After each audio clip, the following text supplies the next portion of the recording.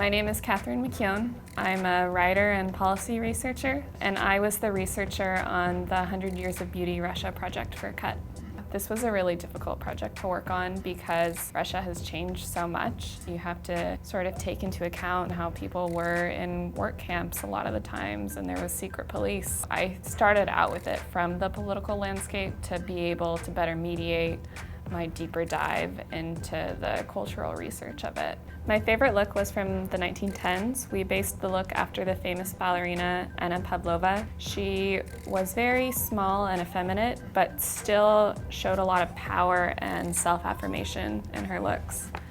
So in the 1920s, the Tsar has fallen and the Bolsheviks are in power. And so you see this idealization as the natural woman who is powerful and not bourgeoisie, so you're not gonna curl your hair, wear a ton of jewelry, just a member of society. Stalin took power in 1929. He instituted informal and formal campaigns against Western consumerism and consumption of Western goods. But it really affected how people wanted to portray themselves, because if they were going to be looked down upon by their government and also people around them for wearing more lipstick or of using a certain type of eyelash curler, so it affected personal choices. We based the 1940s look off of famous female fighter pilots that were a part of Russia's contribution to the Allied forces to fight against Germany in World War II.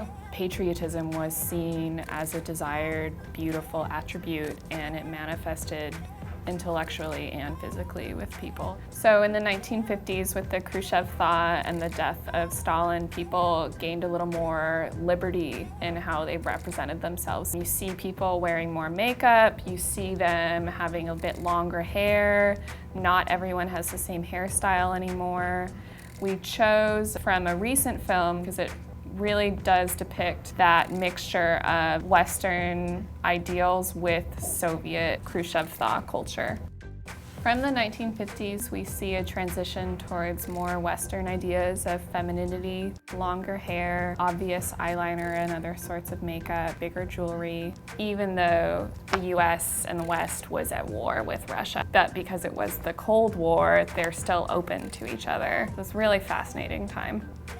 So in the 90s, the dismantling of the USSR affected how people identified. So of course it affected beauty trends. It had to do with who people thought they were and they wanted to represent as and how you want to look and who you think you are. So in the 2000s, you see a bigger increase of sexualized women. It's not necessarily overtly objectifying. It, of course, subversively is, no matter what you can do. But I think it's more about that culture was changing so rapidly at that time. You see a lot more physical, extreme representations of what beauty should be. It becomes a little less au naturel. The neon ski mask is to represent several of the Pussy Riot members who got arrested 2012 and onwards. And they're part of new Russian feminism and LGBTQ movements that have been gaining traction. We saw over the decades that in Russia, beauty is a form of power and self-affirmation. Women protesters are also trying to gain that power and self-affirmation, so we see it as a good snapshot of that effort.